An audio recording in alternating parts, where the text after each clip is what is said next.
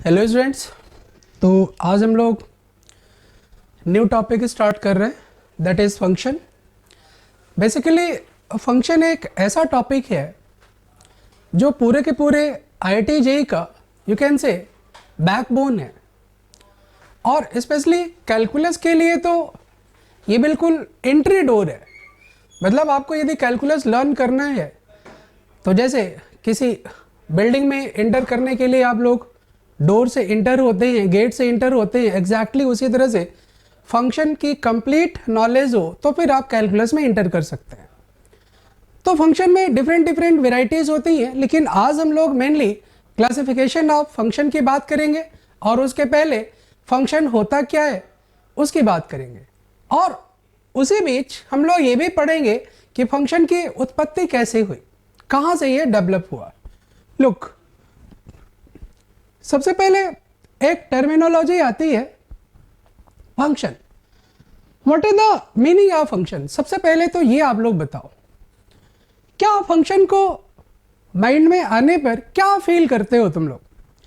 देखो, function is the game between dependency and independency.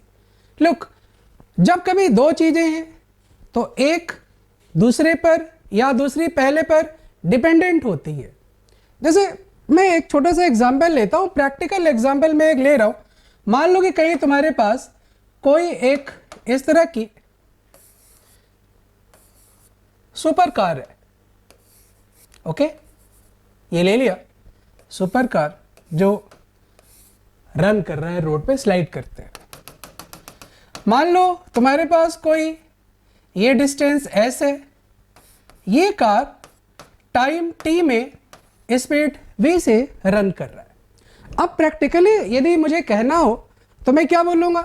ये बोलूँगा कि this distance is dependent on time. भाई सिंपल सी बात है कि यदि ज़्यादा देर तक आप कार चलाएंगे, टाइम ज़्यादा देंगे तो डिस्टेंस ज़्यादा होगा। इसी तरह से ये डिस्टेंस स्पीड पर भी डिपेंड करता है। यदि आप बिल्कुल फास्ट, अब सपोज कर लो कि कोई 40 की स्पीड में चला रहा है और कोई 140 की स्पीड में चला रहा है, तो ऑब्वियसली डिफरेंस तो आएगा ही। तो मैं ये बताना चाहता हूं कि ये जो डिस्टेंस है टाइम और स्पीड पर डिपेंडेंट है। अब इसी बात को यदि फिजिक्स लैंग्वेज में कहना हो तो कैसे कहेंगे? हम लोग फिजिक्स में बोलते हैं s is proportional to t. बोलते हैं कि नहीं बोलते हैं, बताओ। और द सेम थिंग, फील करना बात को, फील करना। द सेम थिंग यदि तुम्हें मैथमेटिक्स में कहना हो तो हम बोलेंगे कि this distance is the function of time. This distance is the function of time, और इसको लिखने का ये तरीका हो जाता है एफ ऑफ टी। जो फंक्शन वर्ड है उसका जो फर्स्ट लेटर है एफ, उसकी वजह से इसको एफ टी बोलते हैं, लेकिन ऐसा नहीं है, ये कोई कॉपीराइट नहीं है। Y equal to f t, g t, phi t, h t, कुछ भी आप ले सकते हैं, ऐसे कोई बात नहीं है। तो मैथमेटिक्स में ये एक नोटेशन है, ये एक नोटेशन है। जैसे मान लो कहा जाए distance is dependent on speed, और फिजिक्स में कैसे बोलेंगे? S is proportional to b. लेकिन मैथमेटिक्स में कैसे बोलेंगे बच्चों? S is equal to function of b, like this. अब यहां पर देखो दो बातें, इंडिपेंडेंट वेरिएबल, डिपेंडेंट वेरिएबल। देखो, जो तुम पहले करोगे और उसके करस्पॉन्डिंग जो तुम्हें मिलेगा, इन दोनों में रिलेशन है। पहले क्या है? टाइम दोगे, 10 मिनट 1 आवर तुम कार चलाओगे, फिर इसके बाद डिस्टेंस आएगा। तो जो डिस्टेंस है किस पर डिपेंड करता है? टाइम पर। तो ये बोलेंगे कि distance s is dependent variable and time t is independent variable. Similarly here distance s is dependent variable and v is independent variable. और यही से चीजें डेवलप होती हैं। बेसिक तुम्हें डोमेन और रेंज के बारे में तो मैंने बताया ही है पहले भी, तो एक आइडिया दे देते हैं कि जो इंडिपेंडेंट वेरिएबल होता है वो हमेशा ऑन द एक्स एक्सिस लिया जाता है, इंडिपेंडेंट वेरिएबल, और जो डिपेंडेंट वेरिएबल होता है वो हमेशा ऑन द वाई एक्सिस लिया जाता है। यही वजह है कि जब हम डोमेन की बात करते हैं तो जो इंडिपेंडेंट वेरिएबल है इसी को बताना होता है हमें बच्चे, और जब रेंज की बात करते हैं तो डिपेंडेंट वेरिएबल रेंज को हमें बताना होता है। तो इसमें कहीं कोई प्रॉब्लम नहीं है। डोमेन और रेंज कैसे निकाला गया था वो सारी बातें ऑलरेडी पता है, ओके। यदि हम यहाँ पर देखें तो इस पॉइंट से लेकर इस पॉइंट तक ये हमारे पास क्या होता है? ये होता है हमारे पास डोमेन। जैसे मान लो कि हमने ए ले लिया, बी ले लिया, और यहाँ पर ये क्या हो जाता है, सी टू डी, ये हो जाता है रेंज। तो एक और भी बड़ी इंपॉर्टेंट बात मैं बता रहा हूँ जो कि इस चैप्टर में बार बार आएगा, ये कहा जाएगा कि f x is such that. अब सच दैट के बाद दो बातें आती हैं, पहला आता है सेट ए और दूसरा आता है सेट बी, इसको अभी डिटेल में बताएंगे। लेकिन जो सेट बी हमारे पास होता है ये होता है डोमेन, ओके, और इसको मैं यहां पर ले रहा हूं नेचुरल डोमेन, नेचुरल डोमेन, और बच्चे ये होता है को डोमेन। देखो नेचुरल डोमेन का मतलब ये है कि साइन एक्स है, साइन एक्स की वैल्यू, साइन एक्स की डोमेन क्या हो गए, ऑल रियल नंबर। लेकिन कोई जरूरी नहीं है कि यहाँ पर कहीं कोई फंक्शन डिफाइन हो तो उसमें ऐसे लिखा जाएगा, उसमें ऐसे लिखा जाएगा कि f x is such that all real to all real, कोई जरूरी नहीं है, ओके, वो क्वेश्चन पूछने वाले के ऊपर डिपेंड करता है। लेकिन हाँ, साइन एक्स की नेचुरल डोमेन रियल नंबर होती है। लेकिन यहाँ पर इसके रिस्ट्रिक्टेड डोमेन भी दे सकते हैं, इसका एक्चुअल जो डोमेन है, नेचुरल डोमेन है, उसका सबसेट भी दे सकते हैं। तो इस बात का ध्यान रखेंगे आप लोग। तो नेचुरल डोमेन या फिर जो सबसेट इसका होगा उसको हम लोग गिवन डोमेन जीडी बोलेंगे, GD given domain, okay.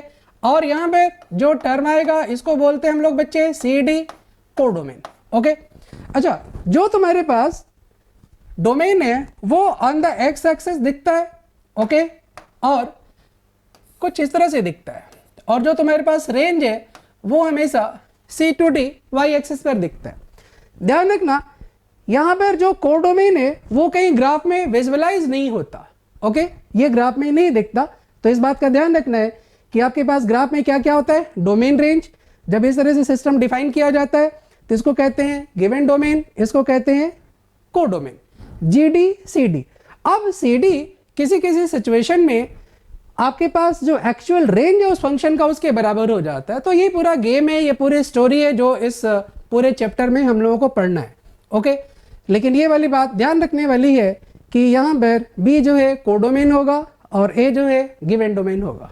Well, अब मैं बात कर रहा था, जैसे मान लो कि एक छोटा सा और एग्जांपल मैं लेता हूँ। ये देखो, ये तुम्हारे पास कोई सर्कल है जिसके की रेडियस आर है बच्चे।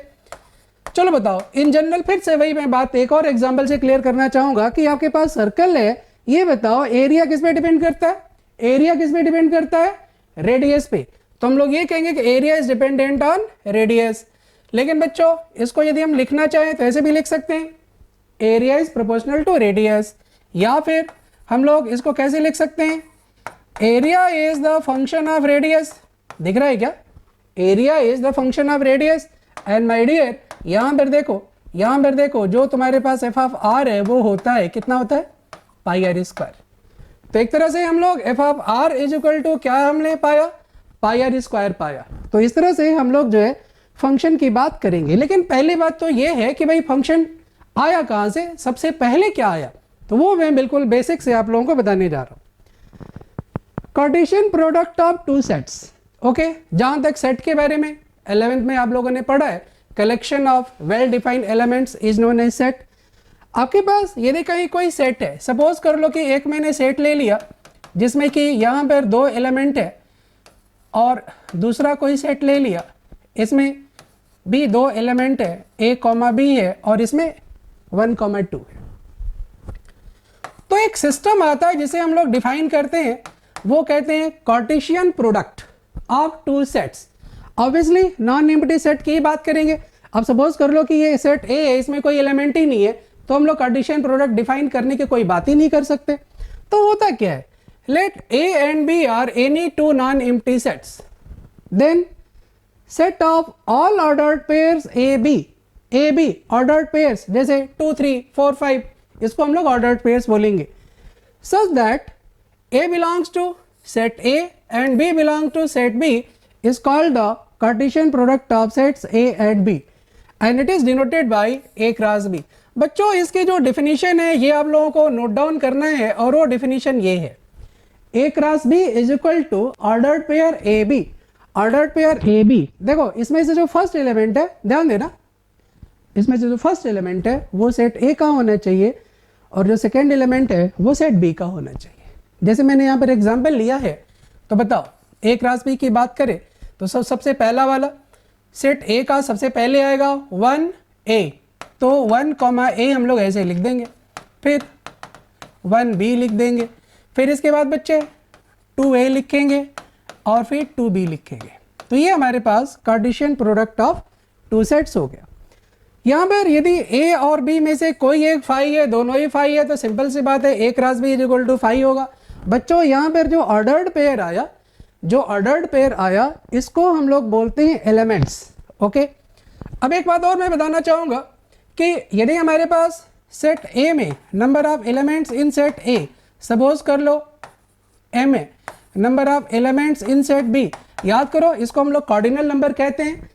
तो यदि मैं ये बताना चाहूँ कि number of A cross B, मतलब जो A cross B ordered pair वाला ये वाला जो आया सेट, इसमें कितने एलिमेंट होंगे, क्या करोगे, इन दोनों को आपस में मल्टीप्लाई कर दो। जैसे इसमें 2 एलिमेंट थे, इसमें भी 2 एलिमेंट है, 2 2 जा 4, ओके, तो टोटल 4 ऑर्डर्ड पेयर्स आएंगे। तो उसी तरह से number of elements in A cross B ये हो जाता है m इंटू n। तो ये भी एक बात है जो आप लोगों को नोट करनी है। नेक्स्ट स्टेप पे चलते हैं हम लोग। आपके पास Cartesian product of two sets में एक और एग्जाम्पल मैंने लिया है। मान लो A में हमारे पास A B C 3 एलिमेंट है, B में P Q है। तो यदि हम A क्रॉस B की बात करें तो देखो A P A Q है ना, फिर इसके बाद B P B Q ये भी है, C P C Q है कि नहीं पूरा। तो इस तरह से A क्रॉस B आ गया। अब B क्रॉस A की बात करें तो B क्रॉस A का मतलब है बच्चे सेट B के एलिमेंट्स पहले आएंगे और सेट A वाले बाद में आएंगे। तो क्या हो जाएगा, ये हो जाएगा तुम्हारे पास P A P B P C, देखो P A P B P C, फिर Q A Q B Q C। तो यहाँ से एक बात और क्लियर है कि भाई A क्रॉस B कोई ज़रूरी नहीं है कि B क्रॉस A के बराबर होगा। ये बराबर सिर्फ तभी होता है जब सेट A और सेट B के एलिमेंट्स इक्वल हो जाए, ठीक है ना, मतलब डिट्टो दोनों के दोनों सेम टू सेम हो। तो ये चीज़ आप लोगों ने देखा। अब बात करते हैं रिलेशन की। रिलेशन, रिश्ता, ओके। अब रिश्ते का मतलब तो समझ ही गए होगे, ओके। जब जो है एक दूसरे के घर लोग रिश्ता लेके जाते हैं तो क्या होता है, हम लोग जो है रिलेशन बनाना चाहते हैं, ओके, चाहे वो रिलेशन कुछ भी हो सकता है। तो अब यहाँ पर उसी टाइप से रिलेशन की बात आ रही है, ठीक है। देखो A and B are two non-empty sets, then every element of A cross B, every element of A cross B, जो हम लोगों ने अभी ऑर्डर्ड पेयर्स की बात की थी, जो हम लोगों ने अभी भी ऑर्डर्ड पेयर्स की बात की थी, वो सारे के सारे ऑर्डर्ड पेयर्स एक रिलेशन बनाते हैं। वो सारे ऑर्डर्ड पेयर्स एक रिलेशन बनाते हैं, okay. Relation from A to B and every relation from A to B is a subset of A cross B, okay. मैं इसको एक एग्जांपल से क्लियर करना चाहूँगा। देखो हम लोग यहाँ पर और चीज़ों को बहुत अच्छी तरह से क्लियर करने के लिए बात करेंगे वेन डायग्राम के पॉइंट ऑफ व्यू से।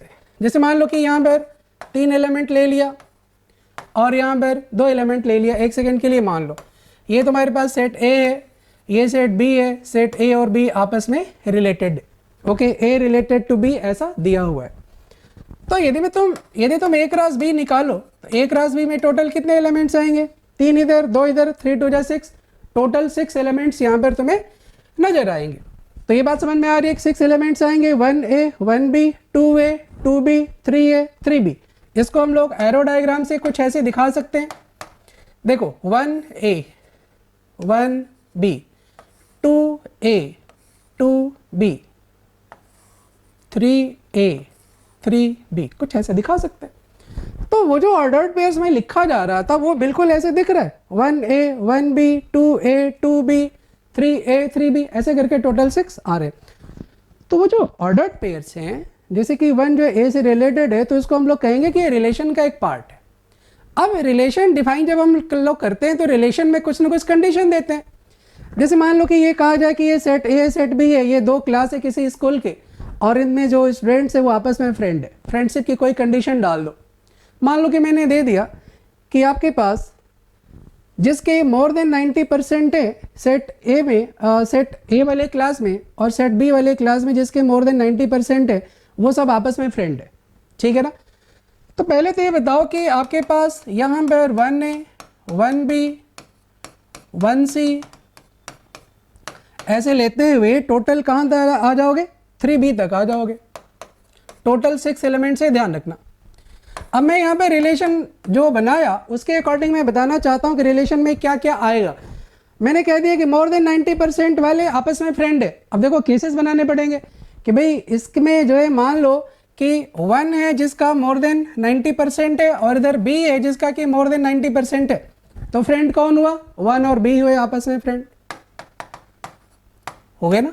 1 और B आपस में फ्रेंड हो गए। जैसे मान लो कि मैं कह दूं कि इधर नहीं 2B है जिसका कि मोर देन 90% है, क्वेश्चन चेंज, तो यहां पर हमारे पास 2B भी आपस में फ्रेंड होंगे। तो कुछ इस तरह से आ गया। तो मैं ये दिखाना चाहता हूं कि ए क्रॉस बी में टोटल जितने एलिमेंट्स हैं उन्हीं में से कोई ना कोई एलिमेंट रिलेशन में आएगा। और यहां से क्लियर कट दिख रहा है कि this relation is the subset of A cross B.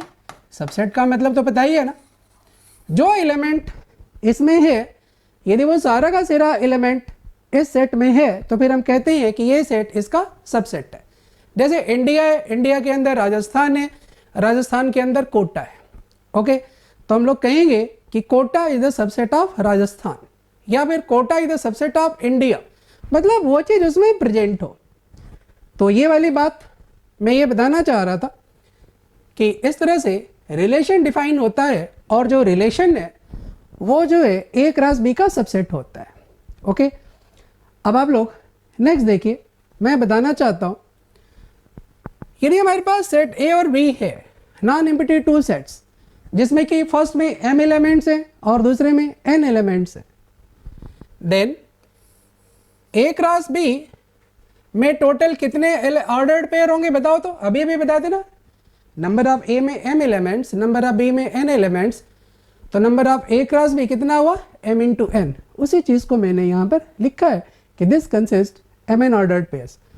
So total number of subsets of A cross b कितना हो जाएगा? 2 की पावर mn हो जाएगा। पहले तो देखो, आई थिंक तुम लोग जो है, तुम लोग शायद भूल रहे होगे, मैं याद दिला देता हूं। Total subsets of a set containing p elements is equal to क्या होता है? 2 की पावर p होता है बालक। याद करो, हम लोग जो है p में से एक भी एलिमेंट ना लें, p में से एक ले लें, p में से 2 ले लें, dot dot dot dot dot p में से p के p ले लें, तो PC0, PC1, PC2, PCP इसकी वैल्यू क्या हो जाएगी? 2 की पावर p तो होगी बाइनोमियल थ्योरम से। तो इस तरह से यदि किसी सेट में टोटल एलिमेंट्स p हैं तो 2 की पावर p उसके सबसेट्स होते हैं। और जैसे कि मैंने कहा कि रिलेशन ए क्रॉस बी का क्या है? सबसेट है। और ए क्रॉस बी में कितने एलिमेंट्स हैं? बोलो बोलो, कितने बताए थे? mn। तो वो जो mn एलिमेंट्स है, वो जो तुम्हारे पास mn एलिमेंट्स है ए क्रॉस बी के, तो अब मैं ये बोलूं कि total number of what? Total number of your subsets of A cross b क्या आ रहा है बच्चे? 2 की पावर mn। तो ये आप लोगों को माइंड में रखना है कि ये 2 की पावर mn होगा एज पर दिस रूल। किसी सेट में यदि p एलिमेंट्स है, सबसेट कितना? 2 की पावर m। ए क्रॉस बी जो हमारे पास सेट है उसमें एलिमेंट्स कितने हैं? mn। तो फिर कितना हो जाएगा? 2 की पावर mn। अब अगली बात मैं बताना चाहता हूं, in since each subset of A cross B define a relation from A to B, so total number of relations from A to B कितना हो जाएगा? 2 की पावर mn हो जाएगा। तो ये बड़ी एक इंपॉर्टेंट बात है। हम लोगों ने ये पढ़ा कि जो हमारे पास रिलेशन है वो ए क्रॉस बी का सबसेट है, और रिलेशन में टोटल कितने रिलेशन हो जाएंगे ए क्रॉस बी में? वो हो जाएगा 2 की पावर mn। तो ये वाली बात आप लोगों को समझ में आ गई होगी। कहीं कोई प्रॉब्लम इसमें? चलो नेक्स्ट करते हैं। मान लो कि कहीं कुछ ऐसा क्वेश्चन है जे 2019 का, देखिए आप लोग, और आप लोग जरा ट्राई करिए इसको कैसे करोगे। Z with a set of integers a equal to something, b equal to something, then the number of subsets of a cross b। अभी अभी मैंने बताया कि number of subsets of A cross b कितना होगा, number of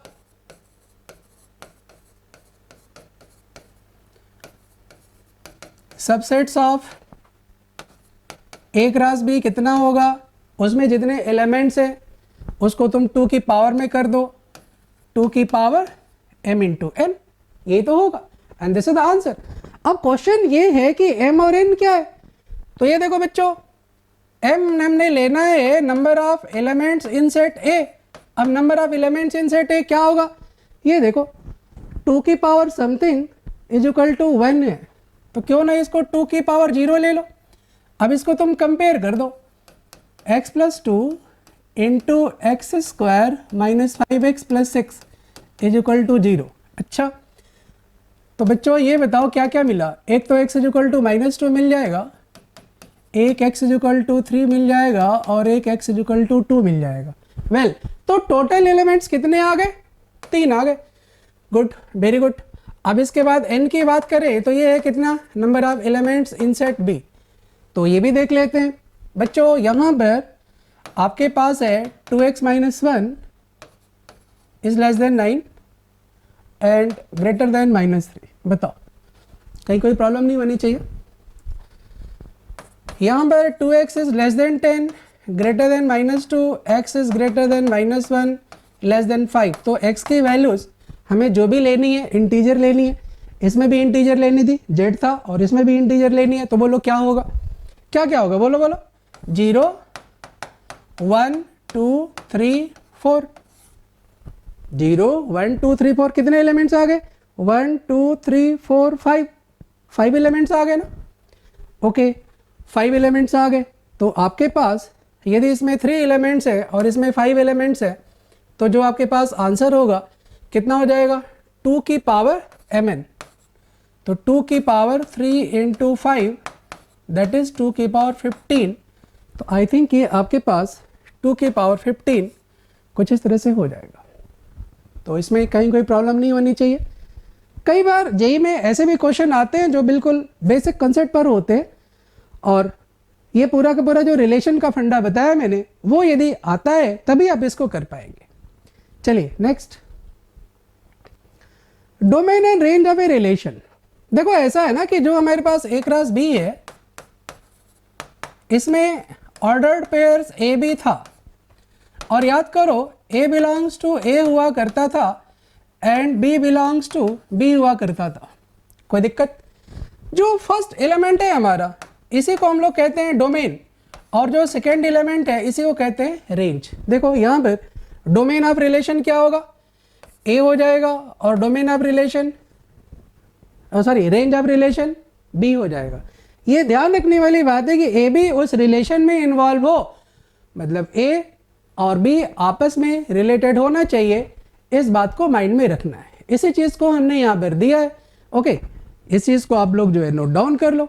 A relation R be a relation from set A to set B, then the set of all first component का मतलब AB का first component A और coordinates of the ordered pairs belonging to real number is called the domain of R, while the set of all second components means what, B second components means B और coordinates, इसको जो ordered pair को हम लोग coordinate भी कहते हैं, जैसे 2 3 4 5। ओके और ये जो है हमारे पास रेंज होता है।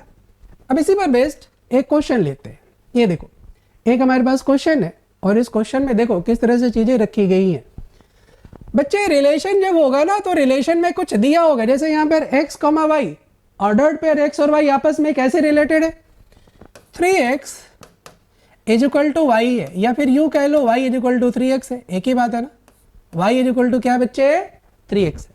अब ध्यान दो, यहाँ पर ज़्यादा बेटर होगा कि तुम इसको वेन डायग्राम की तरह बना लो और फिर रिलेशन को डिफाइन करो, बहुत अच्छी तरह तुमको समझ में आएगा।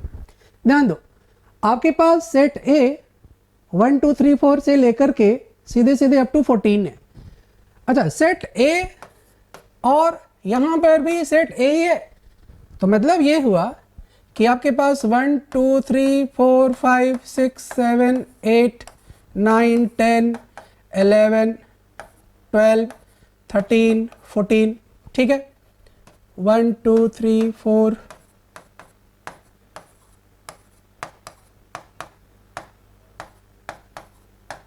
क्यों जी, ये बात समझ में आ गई, मैंने लिख दिया इसे।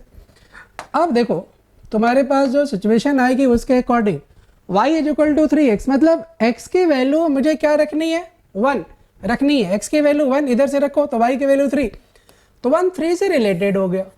फिर इसके बाद 2 रखो, 2 3 जा 6, ये तुम्हारे पास कुछ इस तरह से 6 से रिलेटेड हो गया। फिर इसके बाद 3 रखो, 3 3 जा 9, तो आपके पास ये 9 हो गया। फिर रखोगे 4 4 3 जा 12, ये आपके पास 12 हो गया।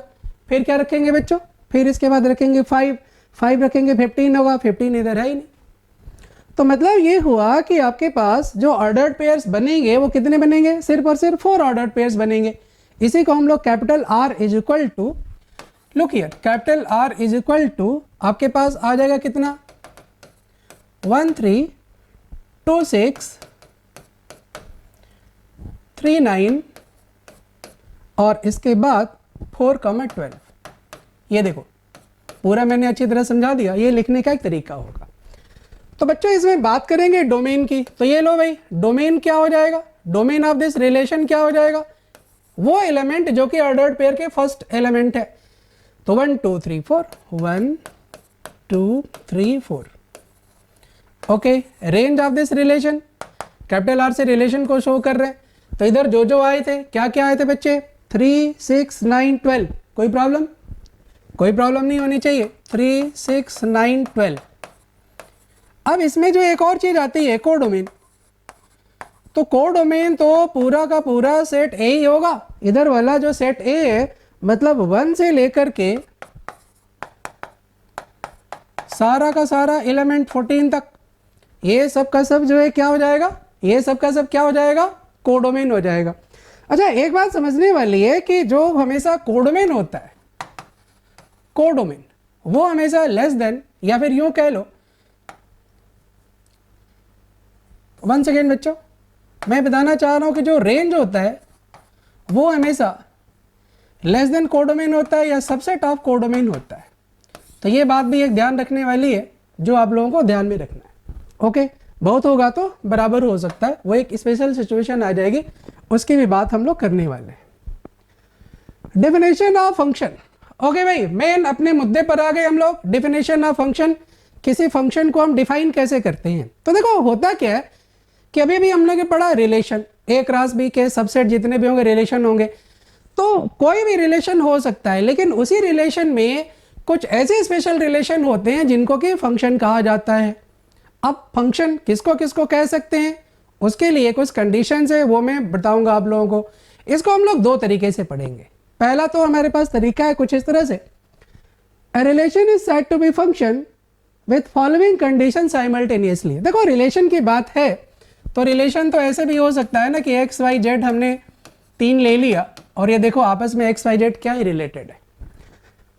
तो यहां पर रिलेशन होने की जो सबसे पहली कंडीशन है वो ये है कि it must have at most 2 variables, 2 से ज्यादा वेरिएबल नहीं होने चाहिए। जैसे y is equal to x plus 2 हो गया, ये 2 वेरिएबल है, ये चल सकता है। y इज इक्वल टू 3 हो गया, 1 वेरिएबल है, ये चल सकता है।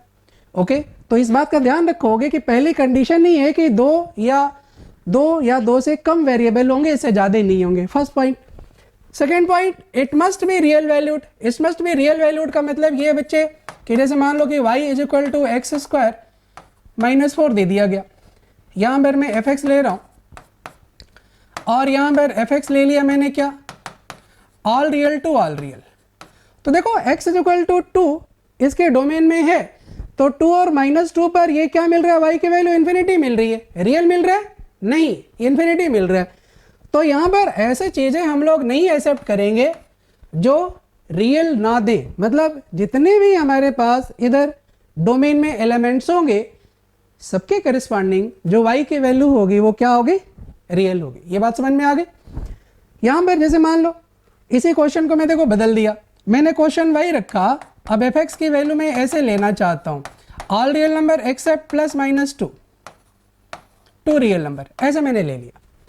अब जो प्रॉब्लम कर रहे थे डिनोमिनेटर को 0 कर रहे थे उसको हटा दिया, तो यदि मैं इस क्वेश्चन को इसके पॉइंट ऑफ व्यू से देखूं तो अब ये दूसरी कंडीशन को सेटिस्फाई कर रहा है, लेकिन ये नहीं कि मैं फंक्शन बोल दूंगा। फंक्शन बोलने के लिए तो जरूरी है कि तीनों एक साथ सेटिस्फाई करे।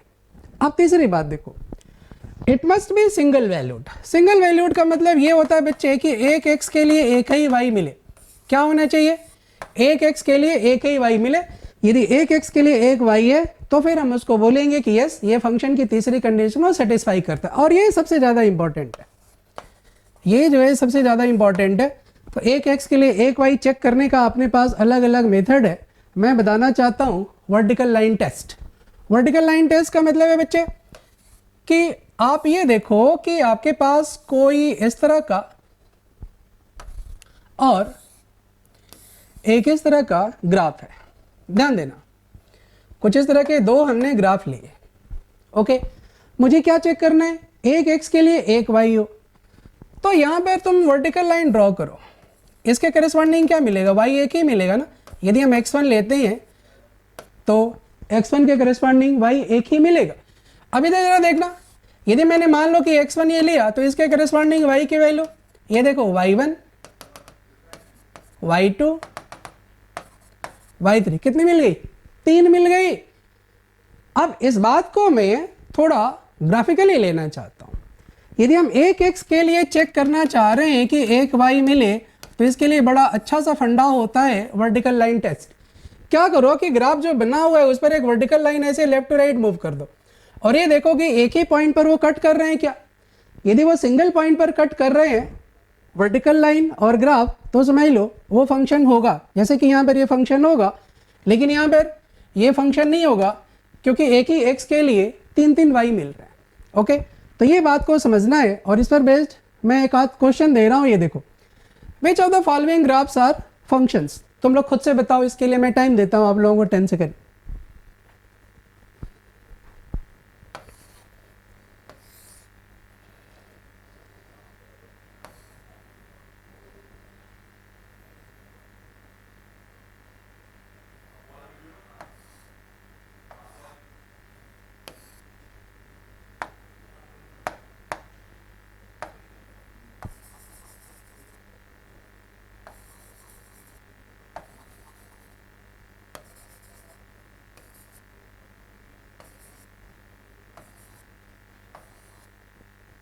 तो क्या लगता है बताओ? सबसे पहला इस क्वेश्चन की बात करें, ये फंक्शन नहीं है। एग्रीड और नॉट? बच्चों ये वाला फंक्शन नहीं है। क्यों? क्योंकि ये देखो ना, 2 पॉइंट पे कट कर दिया। यहाँ पर ये भी फंक्शन नहीं है, 3 पॉइंट पर कट कर दिया।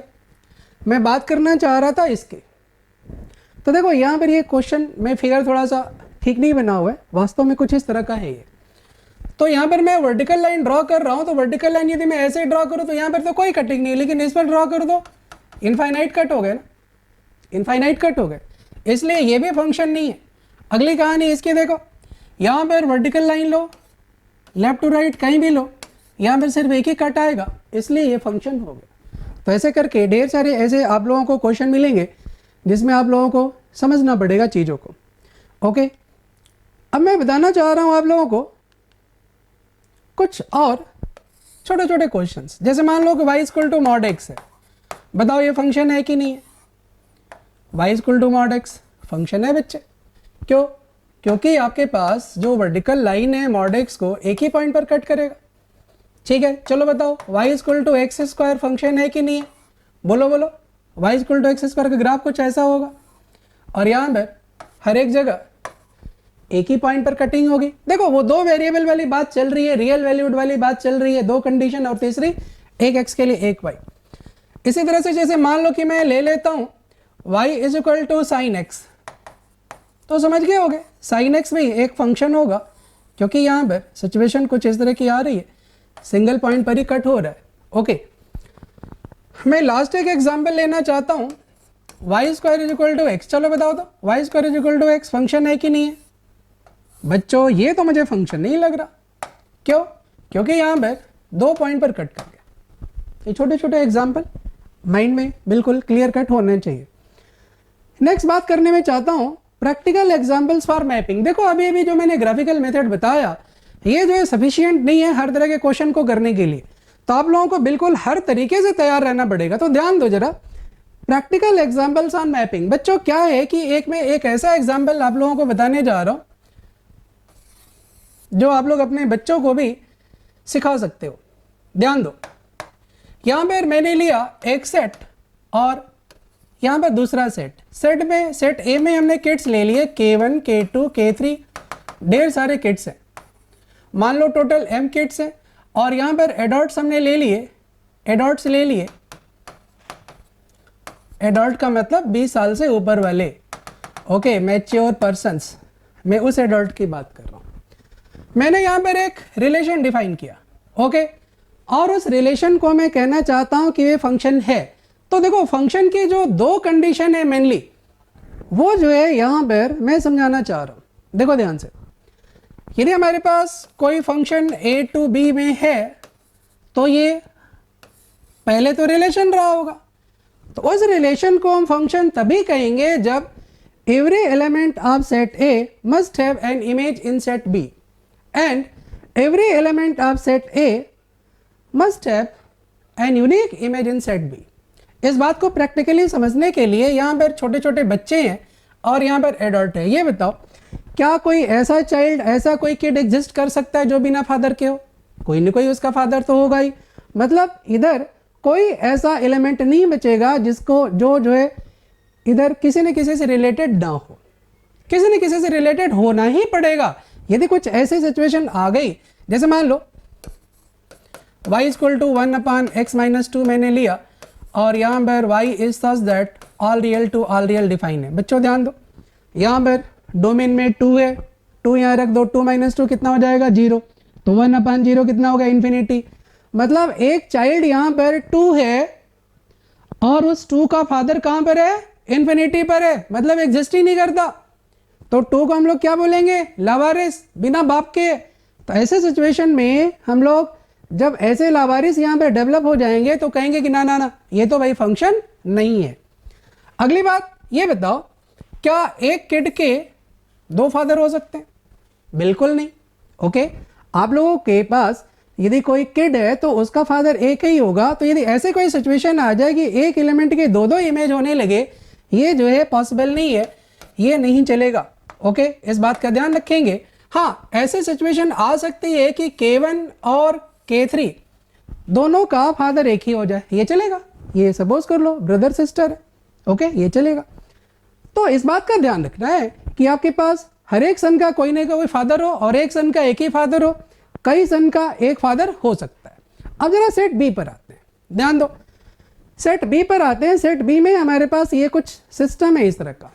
ओके, अब मैं ये बोलना चाह रहा हूं कि इधर यदि कोई बच जाए तो फंक्शन होगा कि नहीं होगा? बिल्कुल होगा, कोई प्रॉब्लम नहीं है, क्योंकि इधर हमारे पास कुछ ऐसे एडल्ट भी तो हो सकते हैं जो हमारे प्राइम मिनिस्टर की तरह हो, नरेंद्र मोदी जी, इसके अलावा सलमान खान की तरह सुश्री मायावती। ऐसे ढेर सारे एग्जाम्पल है जो इधर हैं तो एडल्ट तो है लेकिन इधर इनका कोई किड नहीं है। तो ऐसे सिचुएशन में भी वो फंक्शन की कंडीशन होल्ड करेगा। अब मैं इस पर एक क्वेश्चन दे रहा हूं, देखिए, एक ये क्वेश्चन है, identify which of the following relations are functions from x to y। बताओ। चलो, सबसे पहली बात मैं सेट ए की करने जा रहा हूं। चलो पहले तुम लोगों को मैं टाइम देता हूं 5 सेकेंड, बताओ तो। चलो देखो ध्यान से, यहां पर x1, x2, x3 3 है, 3 एलिमेंट्स हैं, सबके इधर कोई ना कोई इमेज है और सबका एक ही इमेज है। इधर y2 और y4 बच गए, कोई बात नहीं। तो इधर जो है हम लोग बोलेंगे कि ऑप्शन ए तो फंक्शन है। मैं बात करता हूं ऑप्शन बी की। ऑप्शन बी में x2 एक ऐसा एलिमेंट है जिसका इधर कोई इमेज नहीं है, जिसका इधर कोई फादर नहीं है। यहीं पर एक कंडीशन वायलेट हो गई, इसलिए हम लोग बोलेंगे कि ये फंक्शन नहीं है। चलो इधर देखो, यहाँ पर x1 हमारे पास एक एलिमेंट है जिसके 2 फादर हो गए, x1 के 2 इमेज होने लगे। ऐसे सिचुएशन में भी हम लोग, हमारे पास एक कंडीशन फुलफिल नहीं हुई, इसलिए ऑप्शन सी भी रॉन्ग है, फंक्शन नहीं है, रिलेशन है। चलो इसकी बात करें तो इसमें भी तो आई थिंक यही सिचुएशन आ गई कि x1 के 2 इमेज है। तो जब ऐसे सिचुएशन आ जाए कि आपके पास एक किड के कई फादर, तो ऐसे सिचुएशन में ये रिलेशन फंक्शन नहीं होगा। तो option a will be the correct one. Next बात करते हैं, ये which of the following relations from set x to y are function, which of the following relations are function from set x to y, बताओ कैसे करोगे?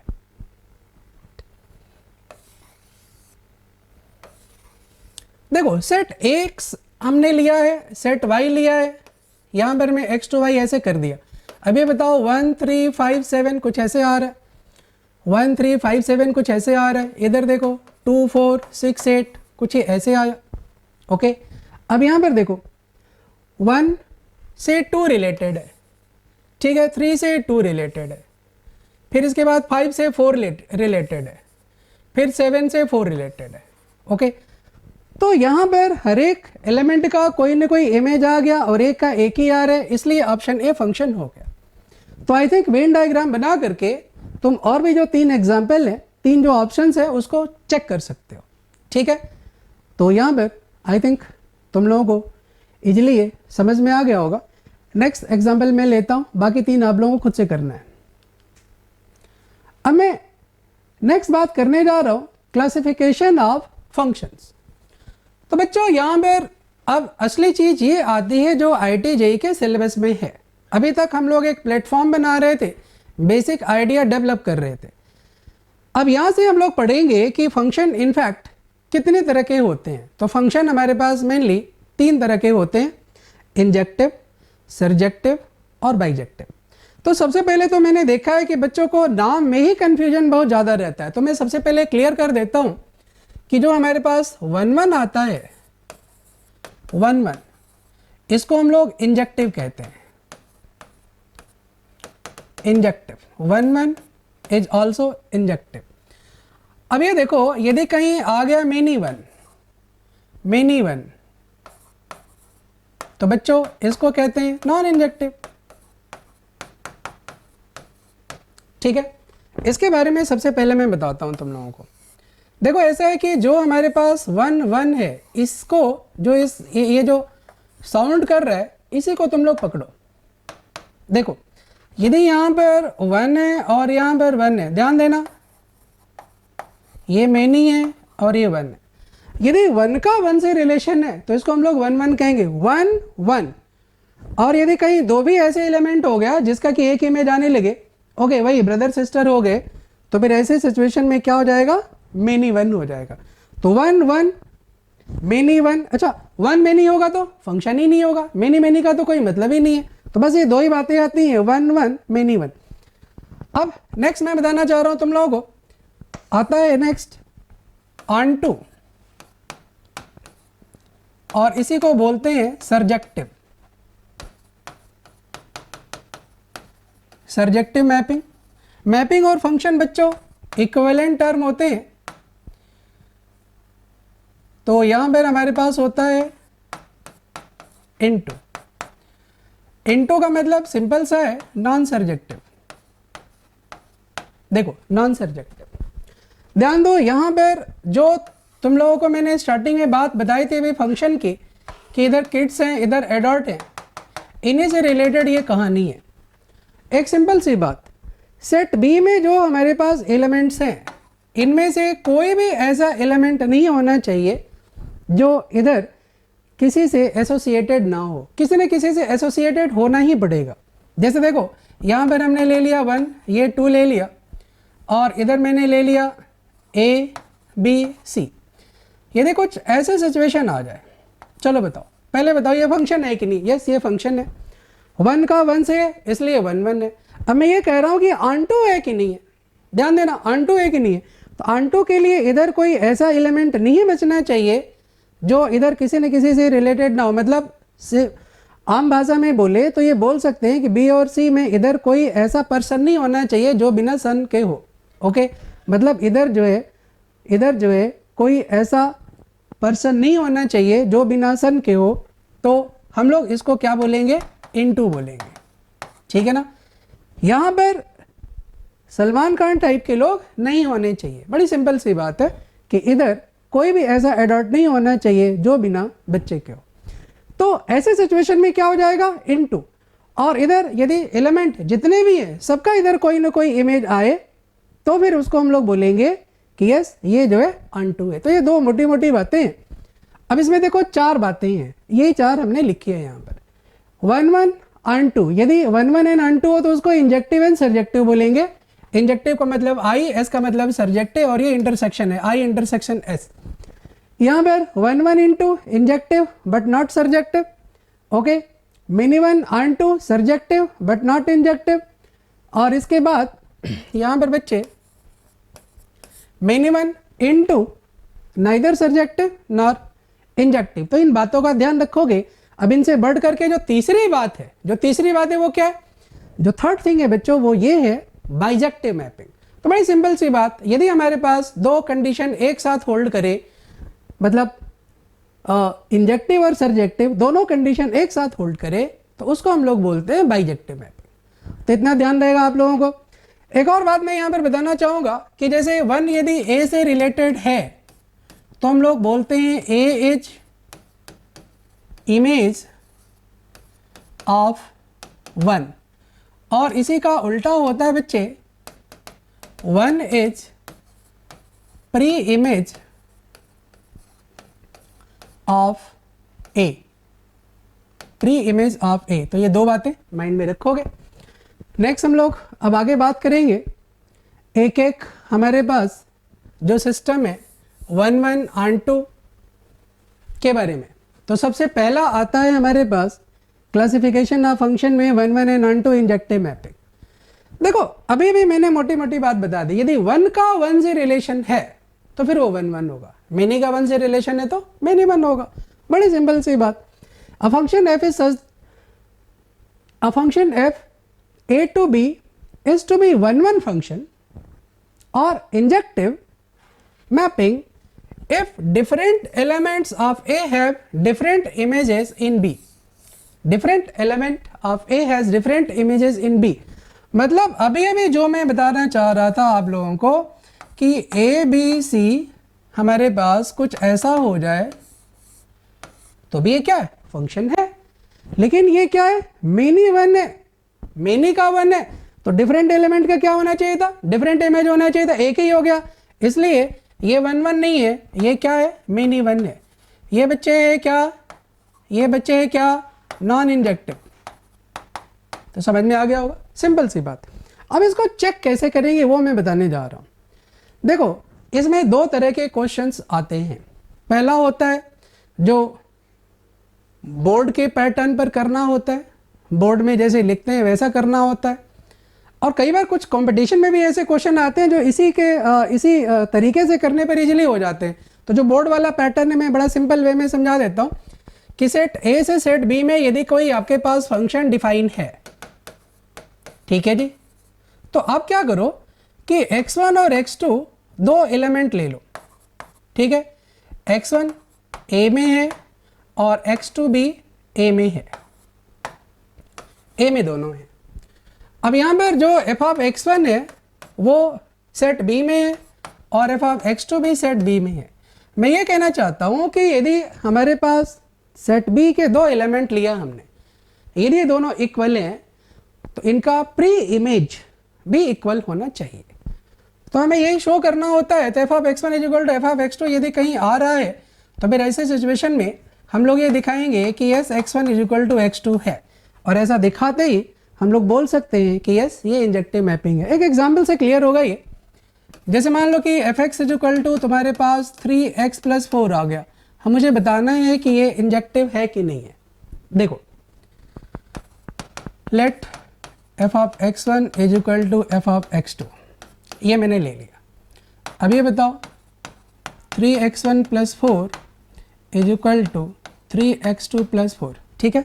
मैंने क्या किया, x1 की x की जगह x1 यहाँ रख दिया और यहाँ पर x की जगह x2 रख दिया। तो 3x1 + 4 3x2 + 4, ये 4 से 4 कैंसिल आउट हो गया, और आप देख सकते हैं कि यहाँ पर क्या मिलेगा, x1 इक्वल टू x2 मिलेगा। कोई प्रॉब्लम, कोई प्रॉब्लम यहाँ तक? x1 इक्वल टू x2 मिल गया, तो इसका मतलब ये हुआ कि ये क्या है, एक इंजेक्टिव मैपिंग है। कोई प्रॉब्लम बच्चों, ये इंजेक्टिव मैपिंग है। लेकिन इसी के उलट मैं एक दूसरा एग्जाम्पल लेना चाह रहा हूँ। देखिए आपके पास कहीं आ जाए कि y is equal to x square है, तो ये देखो f of x1 is equal to f of x2 लो तुम, x1 square is equal to x2 square लोगे तो यहाँ पर x1 is equal to x2 नहीं आएगा। ओके क्योंकि हमें पता है ना -2 का होल स्क्वायर भी 2 का होल स्क्वायर होता है। ओके तो यहाँ पर -2 इज इक्वल टू 2 थोड़े नहीं होगा, तो इसलिए क्या बोलेंगे, इंजेक्टिव नहीं है। तो ये बिल्कुल बोर्ड मेथड है और कुछ ऐसे क्वेश्चन है जो कंपटीशन में आए हुए उनको भी इस मेथड से किया जा सकता है। तो बहुत ही सिंपल सी बात कि हम लोग सेट बी में F of x1 F of x2 ले लेंगे और उसको बोलेंगे इक्वल है, इक्वल रख करके सॉल्व करते हुए दिखा देंगे x1 इक्वल टू x2 है। यदि दिखा सकते हैं, दिखा पाने में हम लोग समर्थ रहे तो फिर वो इंजेक्टिव होगा, और यदि दोनों अनइक्वल हो गए, हम लोग दिखा नहीं पाए उसको x1 इक्वल टू x2, तो फिर वो नॉन इंजेक्टिव होगा, मेन इवन होगा। Got it. नेक्स्ट बात मैं करने जा रहा हूं बच्चों, नेक्स्ट बात मैं करने जा रहा हूं graphical method that is horizontal line test. Graphical method that is horizontal line test. देखो यदि कोई फंक्शन हो और हमें चेक करना है कि वो 1 1 है कि नहीं है, इसके लिए मैं एक ग्राफिकल मेथड की बात करना चाह रहा हूं। ध्यान दो, एक्चुअली क्या होता है कि 1 1 के लिए जरूरी है कि जब हम लोगों के पास जो एलिमेंट्स हो उनकी इमेज भी डिफरेंट हो। मैं तुम लोगों को एग्जांपल लेता हूं, चलो बताओ, यहां पर कुछ इस तरह की चीज है।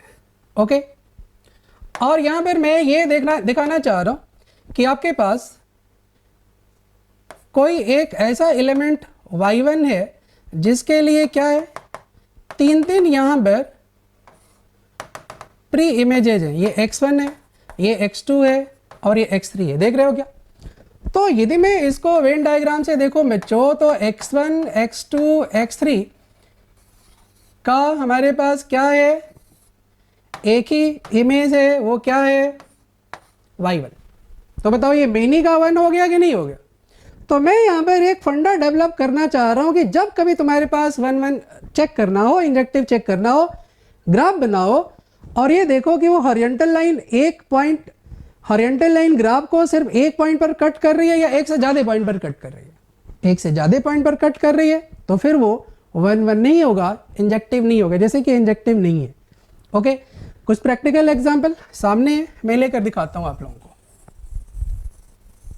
अच्छा ग्राफ जो बनाओगे, जैसे मान लो कि यहाँ पर f x is such that यहाँ पर जो भी डोमेन दिया, जैसे ऑल रियल नंबर दिया है तो ऑल रियल नंबर के लिए बनाएंगे, यदि r प्लस दिया है तो r प्लस के लिए बनाएंगे, मतलब जितना गिवन डोमेन है उसमें ही सिर्फ ग्राफ बनाएंगे, इस बात का भी ध्यान रखना। ओके और ये पक्का दिया ही होगा, यदि स्टैंडर्ड क्वेश्चन है तो श्योर एंड सर्टेन दिया ही होगा। चलो पहले क्वेश्चन की बात करते हैं। F x is equal to x cube plus 1, ये देखिए एक्स क्यूब प्लस 1 का बच्चे ग्राफ कुछ ऐसा होगा ना, एक्स इज इक्वल टू 0 पर ये 1 हो गया,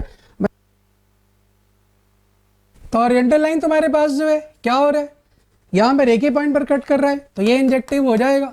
इसी तरह से ln x की बात करें तो ऑब्वियसली इसका डोमेन जो है क्या होगा बच्चे, ln x में x ग्रेटर देन 0 के लिए डोमेन होगा, तो सिचुएशन कुछ इस तरह की आ जाएगी। तो यहाँ पर जो हमारे पास हॉरिजॉन्टल लाइन है एक ही पॉइंट पर कट करेगी, इसलिए ये इंजेक्टिव हो गया। तो इस बात का ध्यान रखेंगे आप लोग। नेक्स्ट हमारे पास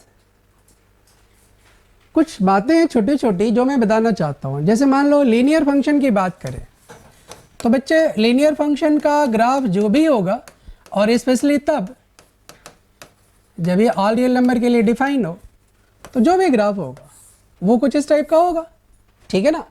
तो इधर कहीं भी तुम हॉरिजॉन्टल लाइन ड्रॉ करो, देख लो एक ही पॉइंट पे कट करेगा। तो लीनियर फंक्शन हमेशा जो है एक 1 1 फंक्शन होता है, यहाँ पर ये कहने की कोशिश की गई है। जैसे मान लो लीनियर के अलावा मैं एक फंक्शन ले लेता हूँ signum x. Okay signum x, बताओ सिग्नम एक्स 1 1 होगा कि नहीं होगा, जबकि यहाँ पर R टू R ये डिफाइन है, given domain all real number है, बताइए।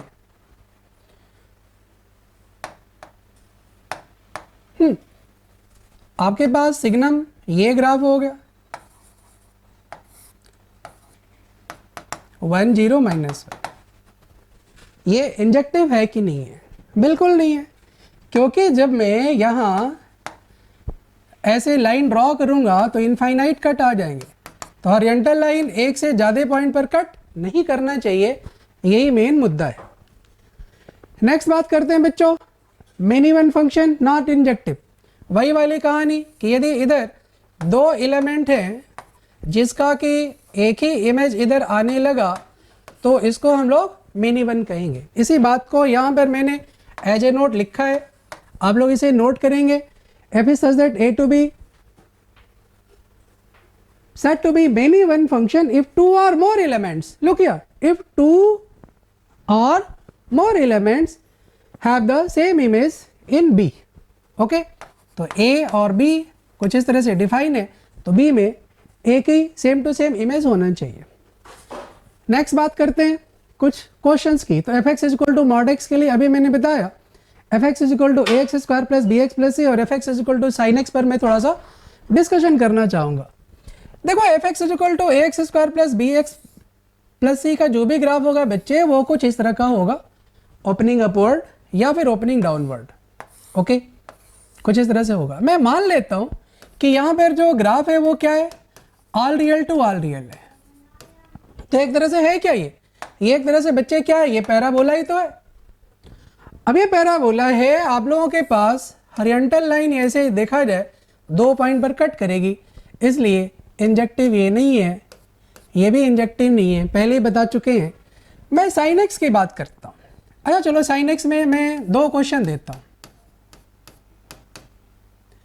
यहाँ पर f x is equal to sine x में एक मैं क्वेश्चन दे रहा हूँ जब all real to all real number के लिए डिफाइन है, और एक मैं क्वेश्चन दे रहा हूँ जब ये -π/2 टू π/2 से लेकर के ऑल रियल नंबर के लिए डिफाइन है।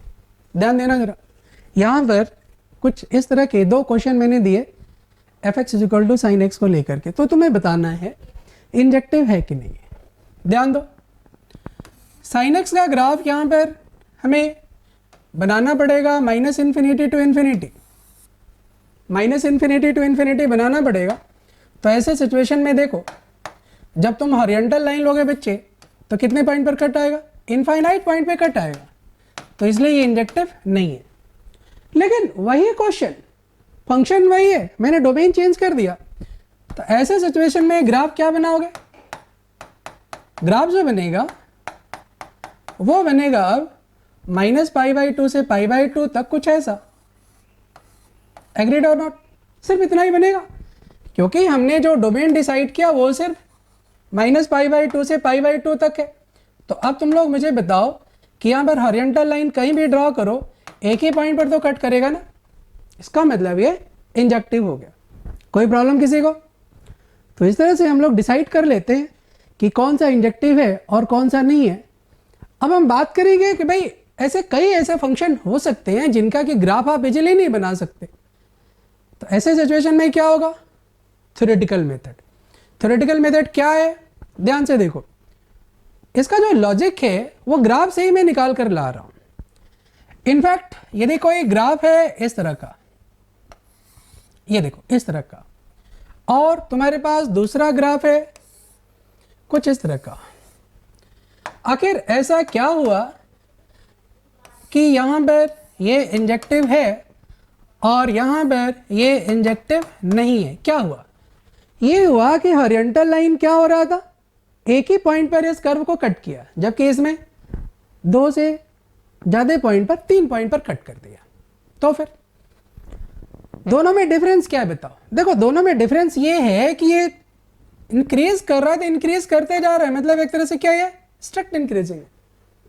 और इधर ये जो है इंक्रीज किया, फिर इसके बाद यहाँ पर क्या हुआ, डिक्रीज करने लगा, फिर इसके बाद क्या हुआ, इंक्रीज करने लगा।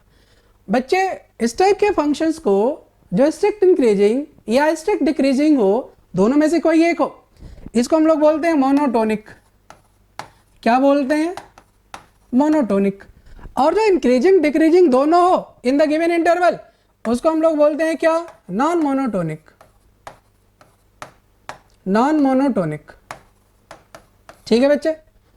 तो यहीं से ये कंसेप्ट निकल कर आता है कि यदि हमारे पास कोई फंक्शन है और उसको थ्योरेटिकली हम करना चाहते हैं तो उसको डिफरेंशिएट कर दो, उसका dy/dx निकालो, और वहां से तुम ये चेक करो कि वो फंक्शन मोनोटोनिक है कि नॉन मोनोटोनिक है। ध्यान रखना, गिवन डोमेन में तुम्हें देखना होगा, गिवन डोमेन में यदि वो फंक्शन मोनोटोनिक है तो फिर उसको बोलोगे कि यस ये फंक्शन जो है हमारे पास इंजेक्टिव होगा, और गिवन डोमेन में नॉन मोनोटोनिक है तो ये फंक्शन इंजेक्टिव नहीं होगा। इसी बात को हमने लिखा है, a continuous function which is always increasing और decreasing in whole domain then f x is 1 1। तो हमें क्या करना है बच्चों, d Y by D x निकालना है। ओके, लिख सकते हो कि if d Y by D x is greater than 0 और f prime x is less than 0 in g d का मतलब given domain, then this is injective. ठीक है, अब पहली बात। दूसरी बात, if F prime x is positive and negative both, that is non-monotonic, then this is non-injective। बस बड़ी सिंपल सी कहानी। तो इसे नोट कर लो, इस पर बेस्ड क्वेश्चंस करेंगे। चलो सबसे पहले तो यहाँ पर इसे नोट कर लिया होगा। जैसे मान लो मैं तुम्हें लेता हूँ एक फंक्शन में देता हूँ F x is equal to x square minus 4x plus 3, कुछ ऐसा दे दिया, और यहाँ पर मैं 3 क्वेश्चन दे रहा हूँ। F x is such that close 0 to infinity to all real numbers. दूसरा क्वेश्चन है बच्चे, F x is such that -4 to 4 to all real numbers. इस तरह का मैं यहाँ पर ग्राफ की कोई बात ही नहीं करूँगा। देखो D Y by D X निकालो, क्या मिलेगा तुम्हें? तुम्हें मिलेगा 2x माइनस 4, कोई प्रॉब्लम? 2x minus 4।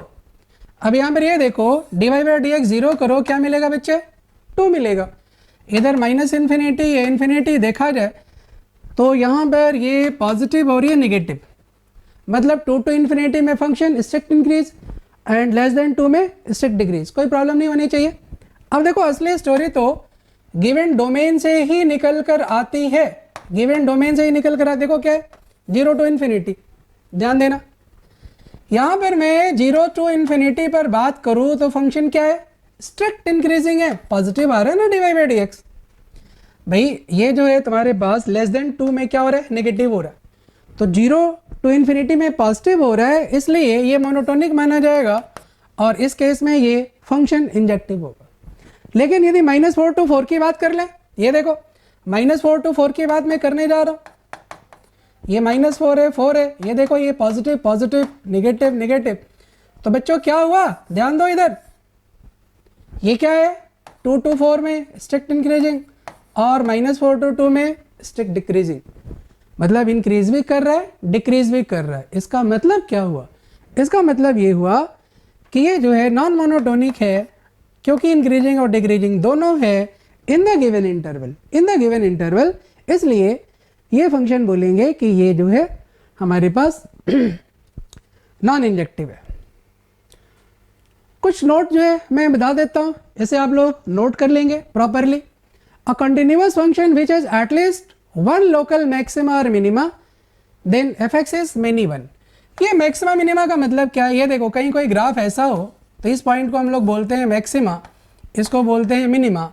तो बच्चों बात ये है कि यदि कहीं ग्राफ कुछ ऐसे आ रहा है तो ऐसे आने के लिए टर्न उसको लेना पड़ेगा, और टर्न लेगा तो हॉरिजॉन्टल लाइन 2 पॉइंट पर कट कर देगी, इसलिए इंजेक्टिव नहीं होगा। इसी बात को यहाँ पर समझाया गया, इसको नोट करिए आप लोग। दूसरा, ये function is 1 1, it can not be many one. भाई सिंपल सी बात है, एस होगा या नो होगा। यदि कोई लड़का है तो लड़की नहीं होगा, कोई लड़की है तो लड़का नहीं होगा। सिंपल सी बात है कि 1 1 है तो फिर मेनी वन नहीं होगा, मेनी वन है तो 1 1 नहीं होगा, कोई एक ही होगा। तो उसी चीज़ को यहाँ पर कहा गया है कि in it can not be many one and वैसा वैसा। अगली बात यह है कि यदि 1 1 और मेनी वन जो टोटल हमारे पास मैपिंग आएंगे, नंबर ऑफ मैपिंग काउंट करने का तरीका मैं आगे बताने वाला हूँ, तो उसमें जो दोनों का सम है वो टोटल नंबर ऑफ मैपिंग के बराबर हो जाएगा। मतलब 1 मैपिंग और मेनी 1 मैपिंग दोनों को ऐड कर दो तो टोटल नंबर ऑफ मैपिंग जो होगी उसके बराबर हो जाएगी। अभी ये टॉपिक आने वाला है। Range is the subset of codomain. पहले भी बताया था कि जो हमारे पास रेंज है वो कोडोमेन का सबसेट होता है। नेक्स्ट अब हम बात करेंगे ऑन टू फंक्शन की। ओके, बड़ी सिंपल सी बात, ध्यान दो। ऑन टू फंक्शन मतलब सर्जेक्टिव मैपिंग। देखो यहां पर सर्जेक्टिव की जो मीनिंग है ना वो कोडोमेन और रेंज से निकाली जाती है। जैसे कि यहाँ पर सारा का सारा सिस्टम किस पे चल रहा था, डोमेन पे। डोमेन में हम लोग देख रहे थे फंक्शन जो है मोनोटोनिक है कि नहीं है। यहाँ पर कोडोमेन से सब कुछ चलेगा। ये देखेंगे हम लोग कि जो फंक्शन में कोडोमेन दिया है वो वास्तव में रेंज के बराबर है कि नहीं है। यदि रेंज के बराबर हो गया तो फिर हम लोग बोलेंगे कि यस ये जो है सर्जेक्टिव है, अनटू है। एक्चुअली इसको मैं थोड़ा सा समझा देता हूँ। देखिए आपके पास यदि कोई ABCD 4 एलिमेंट है और यहाँ पर 1 2 3 4 कुछ इस तरह से है। बिल्कुल स्टार्टिंग में आज मैंने बताया था। बताइए ये क्या इस समय है, मेनी 1 है। अनटू है कि नहीं, नहीं है, क्योंकि यहाँ पर 2 एलिमेंट बच गए, पहले ही मैं बता चुका हूँ। अब यहाँ पर मैं दूसरी बात करने जा रहा हूँ। मैं यदि तुमसे पूछो कि इसका रेंज क्या होगा, रेंज, चलो बताओ तो। रेंज जो होगा बच्चे इसका वो क्या होगा, ये होगा सिर्फ और सिर्फ 1 2। Agreed everybody. कोडोमेन CD क्या होगा, CD हो जाएगा हमारे पास 1 2 3 4। ध्यान देना यहाँ पर हमारे पास जो रेंज है वो सिर्फ इतना है, जबकि कोडोमेन कितना है बच्चे, ये पूरा है। कुछ ऐसा सिस्टम हो जाए कि इधर 3 4 भी किसी न किसी से एसोसिएट हो जाए, तो ऐसे सिचुएशन में अब रेंज क्या हो जाएगा, 1 2 3 4 सारा ही हो जाएगा ना। तो उस कंडीशन में जो रेंज है डिट्टो कोडोमेन के बराबर हो जाएगा कि नहीं हो जाएगा। अब जब रेंज डिट्टो कोडोमेन के बराबर हो गया इसका मतलब इधर कोई ऐसा एलिमेंट नहीं है जो बच गया हो। मतलब सुश्री मायावती और सलमान खान टाइप के लोग इधर नहीं हैं। सबका इधर कोई ना कोई, जब कोई किड होने लगे, कोई बेटा या बेटी इधर होने लगे, तो ऐसे सिचुएशन में उसको हम लोग क्या बोलेंगे, ऑन-टू बोलेंगे। तो इस बात को जो जनरल वे में मैं बता रहा था, मैथमेटिकली हम लोग ऐसे लिखते हैं कि यदि रेंज कोडोमेन के बराबर हो गया तो फिर हम लोग इसको बोलेंगे क्या, ये सर्जेक्टिव है, ऑन-टू है। अब देखो इसी चीज को लिखने के लिए आप लोग लिख डालो कि let a function f a to b is such that each element in b, each element in b का मतलब कोडोमेन में। बच्चे ये हमारे पास सेट A है और ये सेट B है। each element in b codomain is the image of at least one element in A, मतलब हर एक एलिमेंट का इधर कोई ना कोई इमेज हो, जिसको कि हमने प्री इमेज बताया था। तो फिर ऐसे सिचुएशन में हम लोग कहेंगे क्या, ये ऑन-टू है। thus if A to B is surjective if and only if हर एक भी जो कि सेट B में है there exists some A in this set A such that FA is equal to FB। अब तुम लोग ये बताओ कि f of A is equal to 1 है कि नहीं है, ठीक है ना। तो इस तरह से ओवरऑल बात यही निकल कर आई कि इधर जितने एलिमेंट है सबका इधर कोई ना कोई प्री इमेज होना चाहिए। इधर हर एक एडल्ट का कोई ना कोई सन, किड, बेटा, बेटी होना चाहिए। This is the idea. अब इस पर बेस्ड हम लोग क्वेश्चन करेंगे। इनटू फंक्शन, सिंपल सी बात है कि इधर इधर कोई बच गया तो इनटू हो गया। ओके, जैसे अभी थोड़ी देर पहले मैंने एग्जाम्पल लिया था, तो जो एग्जाम्पल इधर लिया था वो इनटू का ही एग्जाम्पल था। इसी बात को यहाँ पर कहा गया है कि f a to b such that there exists at least one element in codomain, there exists at least one element in codomain which is not in the image, not the image of element in domain। in that case fx क्या हो जाएगा, into हो जाएगा। तो लिखने के लिए मैं यहाँ पर दिया हूँ, इसको लिख डालो, बाकी फंडा वही है। नेक्स्ट देखो, मैं कुछ क्वेश्चंस लेने जा रहा हूँ। जैसे मान लो f is such that r plus 2r, इसमें इंजेक्टिव, सर्जेक्टिव और बाइजेक्टिव की बात करेंगे।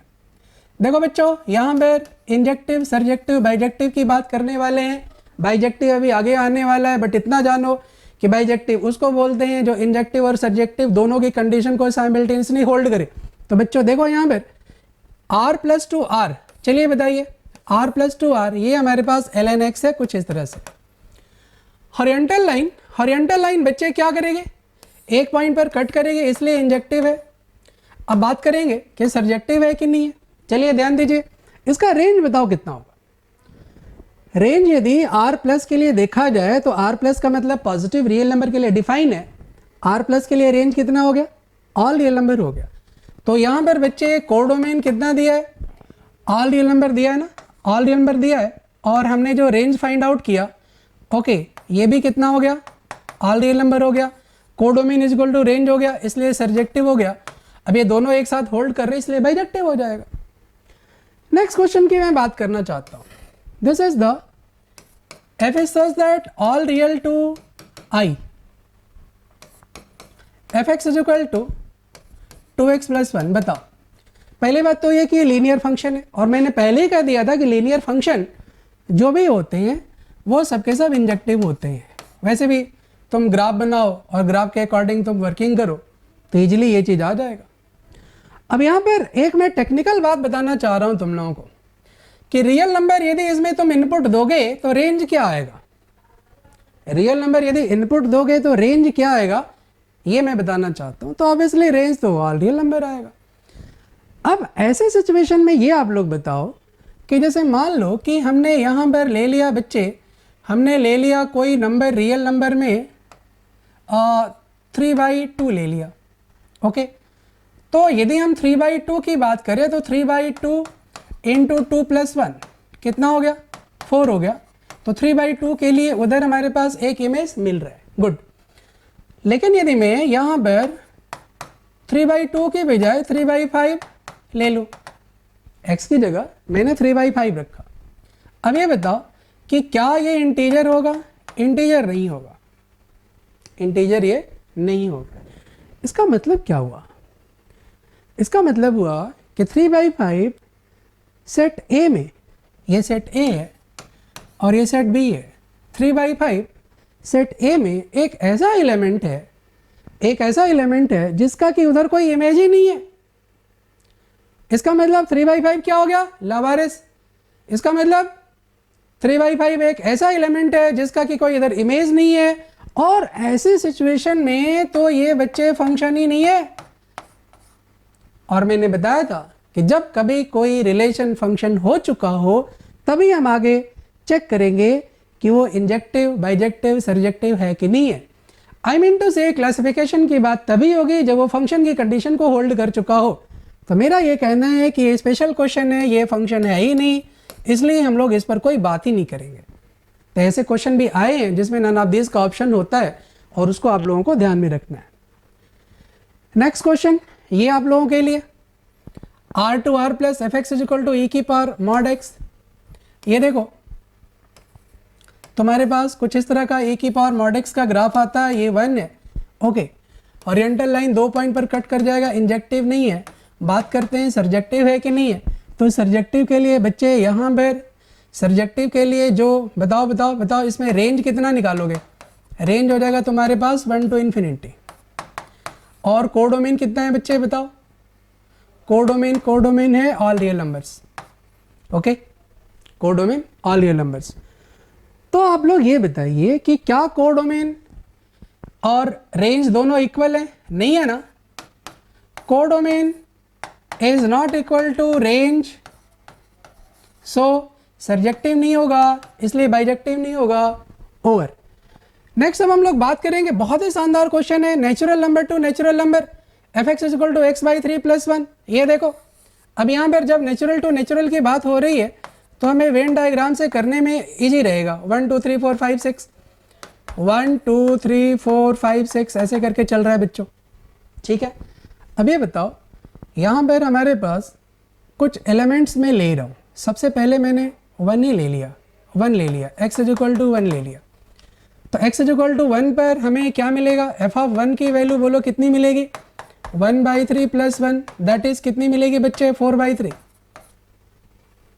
क्या इधर 4/3 है, नहीं है। अभी अभी ऐसा क्वेश्चन हम लोगों ने किया है, अभी अभी पिछले पेज पर ऐसा क्वेश्चन हम लोगों ने किया है। तो बच्चे ये जो है फंक्शन ही नहीं है, तो बड़ा टेक्निकल क्वेश्चन है ये भी। जब फंक्शन होगा तभी हम क्लासिफिकेशन की बात करेंगे, अदरवाइज बात ही नहीं करेंगे। तो इस तरह से बड़ी सिंपल सी बात कि ये फंक्शन नहीं है, क्योंकि x = 1 के लिए हमारे पास आना चाहिए 4/3, जबकि जो कोडोमेन है वो क्या है, नेचुरल नंबर 1 2 3 4 5।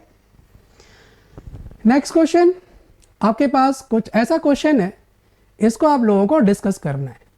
चलो जरा आइडिया दो तो कैसे करोगे।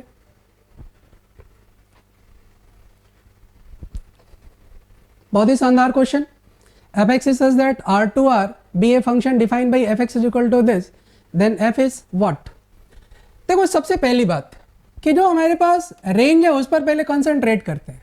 तो जो रेंज है बच्चे ना, यहाँ पर b² - 4ac देखो d नेगेटिव है, इसका भी d नेगेटिव है, दिख रहा है क्या। अब किसी क्वाड्रेटिक एक्सप्रेशन का d नेगेटिव और a पॉजिटिव हो, कोफिशिएंट ऑफ x² 1 है, नीचे भी ऊपर भी, तो ये पूरा क्या होता है, ऑलवेज पॉजिटिव। देखो देखो ध्यान दो, यहाँ पर ये पॉजिटिव हो गया और ये भी पॉजिटिव हो गया, तो मैं ये बताना चाहता हूँ कि y जो भी होगा वो क्या होगा, पॉजिटिव होगा। मतलब रेंज क्या होगा, पॉजिटिव होगा।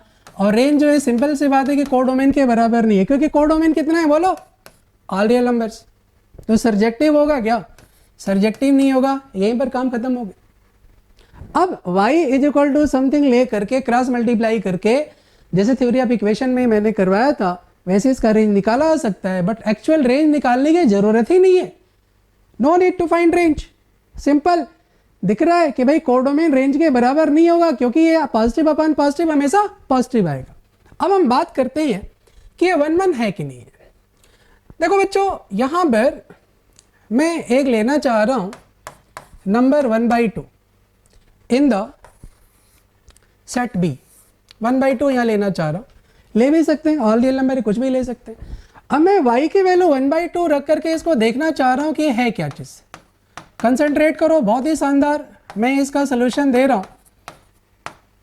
इसका सोल्यूशन नंबर 1 क्या है, इसका सोल्यूशन नंबर 1 है, बेस्ट आइडिया कि आप इसका dy/dx निकालिए और देखिए इंक्रीजिंग डिक्रीजिंग है कि नहीं है। लेकिन एक इसमें जब हम dy/dx निकालेंगे तो काफ़ी लेंदी हो जाता है, इतना भी लेंदी नहीं होता बट लेंदी हो जाता है।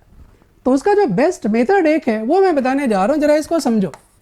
ये ऑब्जर्वेशन से होगा कि जैसे हमने एक नंबर ले लिया इधर सेट बी में 1/2 और इसके करस्पॉन्डिंग देखो मैं क्या करने जा रहा हूँ, x² + 3x + 4 = 2x² - 6x + 8।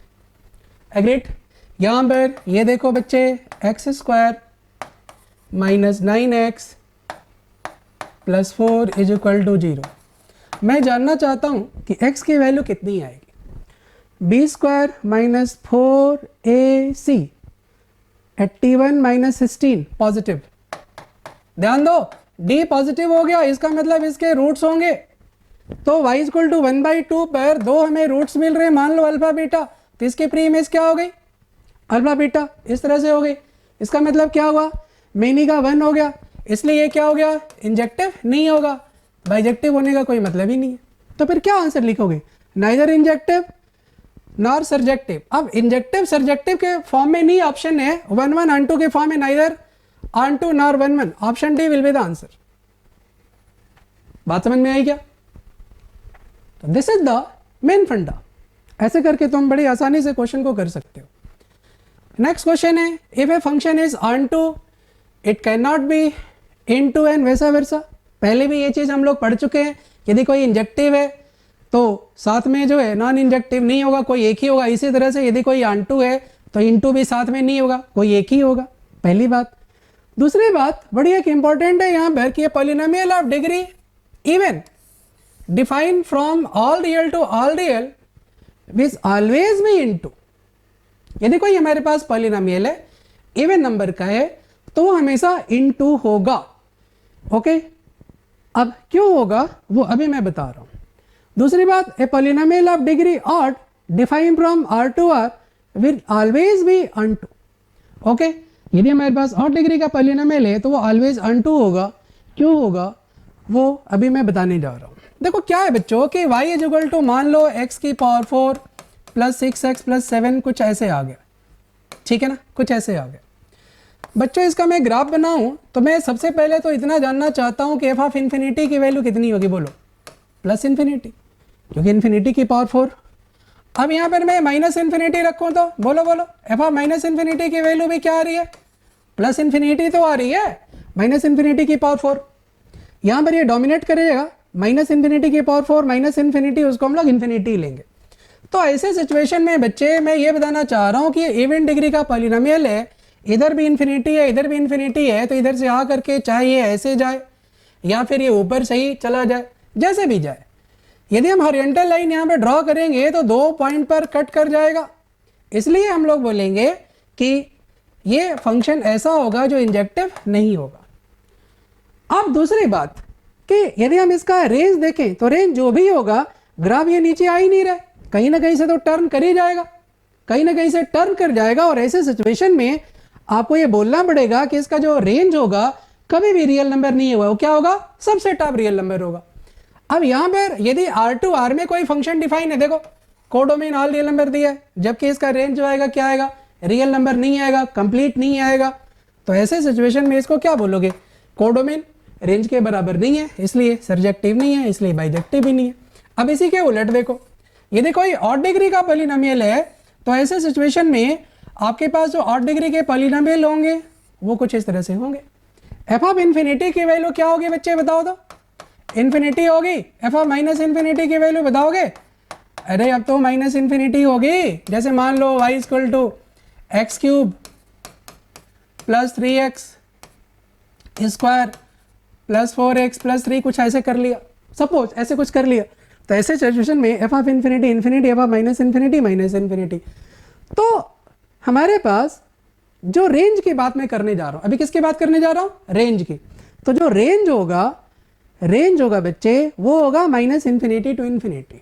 इसका मतलब ये पक्का सरजेक्टिव होगा ही होगा, स्पेशली तब जब ऑल रियल नंबर के इसका कोडोमेन हो। हाँ, इसमें इंजेक्टिव के बारे में कुछ फ्रिक्वेंटली नहीं बोल सकते, जैसे इसमें इवन डिग्री का पॉलिनोमियल इंजेक्टिव नहीं होगा, पक्का मैं बोल सकता हूँ, क्योंकि जब तो तुम्हारा ग्राफ ऐसे चलेगा तो यहाँ पर ऐसे कटिंग आ जाएगी ओरिएंटल 2 बार, लेकिन यहाँ पर हमें नहीं पता कि स्ट्रिक्ट इंक्रीजिंग जाएगा या बीच में ऐसे घूम कर जाएगा, तो इसमें तुम्हें dy बाई dx निकालना पड़ेगा। तो फाइनली ये हुआ कि इवन डिग्री का पॉलिनोमियल है, R2R डिफाइन है, तो इंजेक्टिव सरजेक्टिव बाइजेक्टिव कुछ भी नहीं होगा। जबकि ऑड डिग्री का पॉलिनोमियल है तो इंजेक्टिव के बारे में चेक करना पड़ेगा, लेकिन सरजेक्टिव होगा पक्का। और ये सब कुछ किसके लिए हो रहा है, R2R के लिए, ध्यान रखना इस बात का, R2R के लिए हो रहा है। ओके, देखो एक नेक्स्ट क्वेश्चन मैं ये दे रहा हूं तुम लोगों को, तुम लोगों को करना है, मैं नहीं बताऊंगा, तुम लोगों को करना है। बताओ कैसे करोगे। क्या बच्चों की आपके पास एक इवन डिग्री का पॉलिनोमियल है, तो ये इवन डिग्री का पॉलिनोमियल है, क्या ये इंजेक्टिव होगा, नहीं होगा। अच्छा, कहां से कहां तक डिफाइन है, कोडोमेन ऑल रियल नंबर है, R2R डिफाइन है, तो सिंपल सी बात है, सरजेक्टिव भी नहीं होगा बाइजेक्टिव भी नहीं होगा। तो यहां पर इनका कहना है कौन सा सही है, तो neither injective nor surjective, option B ओरल हो गया। कोई डिफरेंशिएट वगैरह करने की कोई ज़रूरत नहीं है, ध्यान रखना, this is the technique. Next question,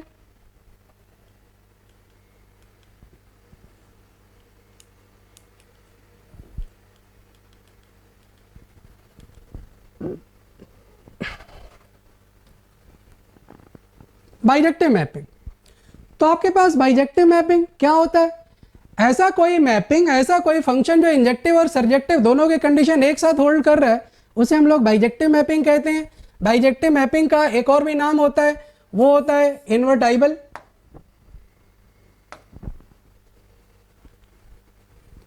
ये होता है बच्चे, एक और भी नाम होता है, ये होता है इन्वर्टाइबल या फिर नॉन सिंगुलर या फिर बाई यूनिफॉर्म। तो ये तीनों बातें माइंड में रखेंगे, इस पर काफी कुछ हो चुका है। नेक्स्ट मैं बात करना चाहता हूं, ये एक जेईई एडवांस 2012 का क्वेश्चन है, इसको बताओगे तुम लोग, और ये तुम लोगों को ही बताना है। चलो शुरू हो जाओ तो।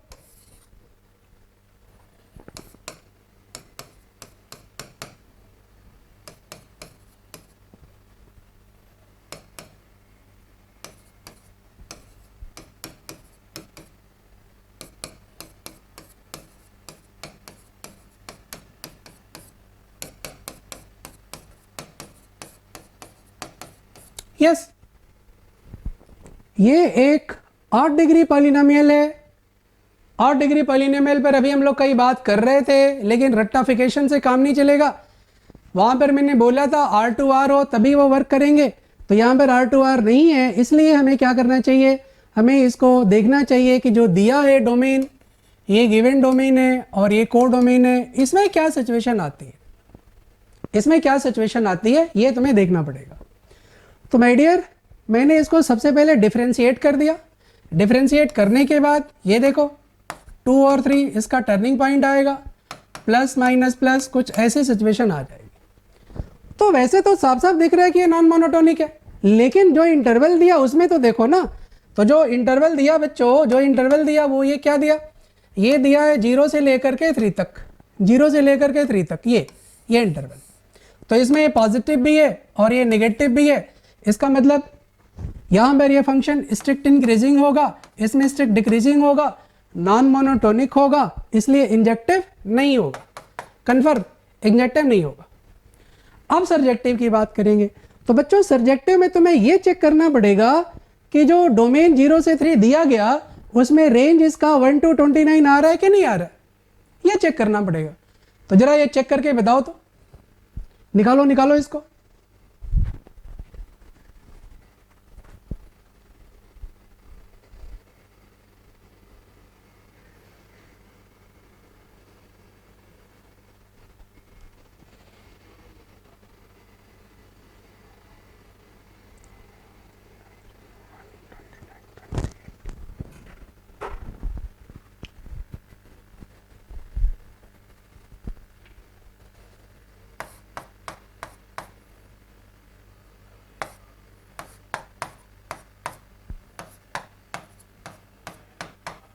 हाँ जी, निकाला तुम लोगों ने, आई थिंक ट्राई किया होगा। देखो हमारे पास 0 1 0 2 3 इसमें बाउंड्री 0 और 3 बाउंड्री है, और 2 जो है जहाँ पर dy/dx 0 हो रहा है। तो मैंने ऐसे क्वेश्चंस पहले भी करवाए हुए, मैंने पूरा इस पर एक आर्टिकल लिया था, monotonic and non monotonic function. तो वैसे सिचुएशन में मैंने कहा था कि जो बाउंड्री पॉइंट है वो, और यदि उसके बीच में कोई ऐसा पॉइंट जहाँ dy/dx 0 आ रहा है, उस पर आप फंक्शन की वैल्यू निकालो।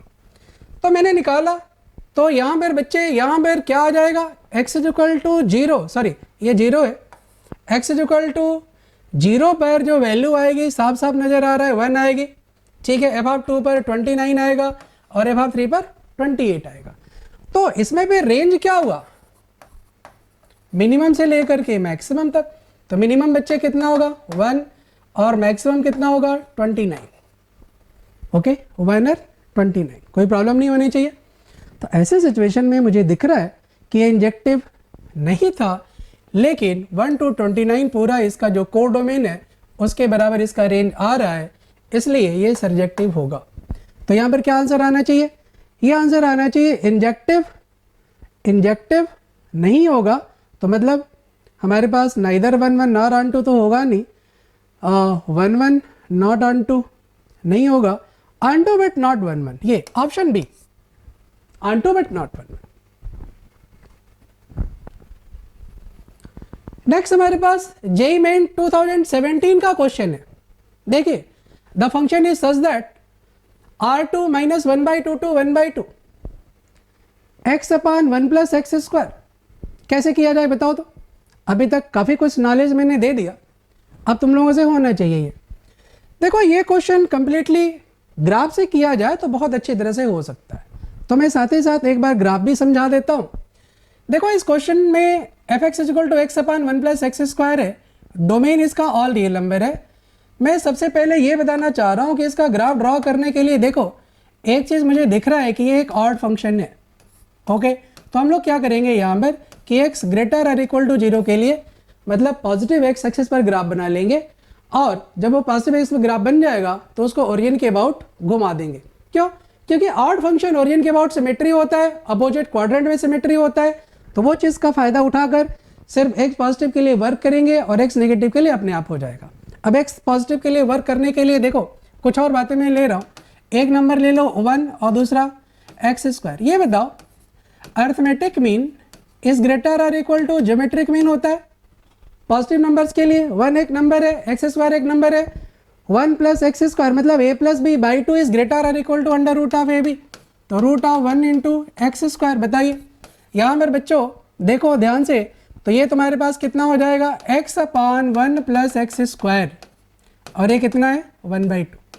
तो यहाँ पर ये हमारे पास y लेस और इक्वल टू 1/2 हो जाएगा, कोई प्रॉब्लम नहीं होनी चाहिए। अच्छा एक चीज़ और भी मुझे नज़र आ रहा है ऑब्जर्वेशन से कि x इज इक्वल टू 1 पर y की वैल्यू 1/2 है। आ रही है क्या? x इज इक्वल टू 1 पर y की वैल्यू 1/2 आ रही है। अच्छा x इज इक्वल टू 0 पर y की वैल्यू कितनी आ रही है? 0 आ रही है, मतलब ग्राफ 0 0 से पास करेगा। गुड, ये सारी इन्फॉर्मेशन मैंने निकाल ली। अच्छा एक और इन्फॉर्मेशन कि यदि हम limit x tending to infinity मतलब x टेंडिंग टू इन्फिनिटी पर देखें तो x upon 1 plus x square क्या होगा? देखो बच्चे, ऊपर इन्फिनिटी नीचे इन्फिनिटी स्क्वायर, डोमिनेट नीचे वाला करेगा, इसलिए ये टेंडिंग टू 0 हो जाएगा। ओके, तो अब इन सारी इंफॉर्मेशन से मैं एक प्रोबेबल ग्राफ बनाने जा रहा हूं। ध्यान दीजिए, x इज इक्वल टू 0 पर 0 है, x इज इक्वल टू 1 पर बच्चे यहाँ पर 1/2 आ रहा है, और टेंडिंग टू इन्फिनिटी पर y की वैल्यू 0 आ रही है। अच्छा यहाँ पर हमें एक रफ ग्राफ बनाना है, प्रोबेबल ग्राफ बनाना है, तो वो कैसे होगा? देखो, सिंस ये कर्वेचर है इसलिए ऐसी सिचुएशन में ये हमारे पास ग्राफ कुछ इस तरह का हो जाएगा। ये कहाँ टच करेगा? इन्फिनिटी पे टच करेगा एक्स एक्सिस को, मतलब नहीं टच करेगा, तो कुछ इस तरह की सिचुएशन आ जाएगी। अब बच्चों देखो, जब ऑड फंक्शन होता है तो अपोजिट क्वाड्रेंट में सिमेट्री, जैसा इधर वैसा इधर, तो इसको जो है पॉजिटिव एक्स एक्सिस पर रखते हुए से 180 डिग्री पूरा ऐसे रोटेट कर दो, तो रोटेट करोगे तो तुम्हारे पास सिचुएशन कुछ ऐसे आ जाएगी। तो यहाँ पर जो तुम्हारे पास ये पॉइंट होंगे वो कुछ इस तरह के होंगे। अब बताओ तुम लोग, यहाँ जो सिचुएशन होगी देखो ध्यान से, कितने पॉइंट पर कट किया? 2 पॉइंट पर। इंजेक्टिव नहीं है। सरजेक्टिव के लिए क्या करते हैं? रेंज देखते हैं। रेंज कितना आएगा बच्चे? -1/2 टू 1/2 आएगा। इसका कोडोमेन भी -1/2 टू 1/2 है। इसका मतलब सरजेक्टिव होगा, बाइजेक्टिव नहीं होगा। तो इंजेक्टिव सरजेक्टिव पर बात चल रही थी, तो ये बताओ इनका जो कहना है neither injective nor surjective, no injective but not surjective, नहीं, हमारे पास नाइदर इंजेक्टिव नॉर सरजेक्टिव नहीं होगा, surjective but not injective. Okay, option है, तो ऐसे ही ढूंढ लो जो तुम्हें मोस्ट अप्रोप्रिएट लगे, उस पर हमें टिक लगाना है। नेक्स्ट क्वेश्चन, ये आप लोगों के लिए होमवर्क है बच्चों। ओके, आप लोग इसको प्रॉपर वर्कआउट करेंगे। यहाँ पर जितने भी हमारे पास 4 फंक्शंस हैं, इसमें सबके लिए all real to all real ये डिफाइन किया गया है। क्या डिफाइन है? All real to all real के लिए वर्कआउट करना है। दीज आर 4 क्वेश्चंस, आप लोग इसे करेंगे। इंजेक्टिव सरजेक्टिव बाइजेक्टिव के लिए चेक करना है। नेक्स्ट हमारे पास एक क्वेश्चन है और ये लास्ट क्वेश्चन है, आप लोगों को ये बताना है। ध्यान दो, last question, if the function F x is equal to x square plus B X plus 3 is not injective for values of X in the interval 0 to 1, then B lies in what? देखो एक parabola है और इस parabola को मैं बनाने जा रहा हूँ। ये एक पैराबोला है बच्चे, ये जो पैराबोला है X square plus B X plus 3 है। 0 से 1 में हमें बात करनी है। जैसे मान लो कि हमारे पास कोई ग्राफ कुछ ऐसे आ गया 0 से 1 में। ओके, यदि कहीं 0 से 1 में कोई ग्राफ हमारे पास मान लो कि बच्चे ऐसा आ गया, इन दोनों ही ग्राफ पर कंसंट्रेट करो। इन दोनों ही ग्राफ में मैं आप लोगों को ये बताना चाहता हूँ कि 0 से 1 में देखा जाए तो ये पार्ट आएगा और ये क्या होगा? स्ट्रिक्ट डिक्रीजिंग, तो ये इंजेक्टिव हो जाएगा। यहाँ पर 0 से 1 में, यहाँ पर इस पार्ट में क्या हो जाएगा? स्ट्रिक्ट इंक्रीजिंग, तो फिर भी इंजेक्टिव हो जाएगा। लेकिन क्वेश्चन क्या है? इंजेक्टिव ना हो, नॉट इंजेक्टिव, तो इसके लिए क्या होना चाहिए?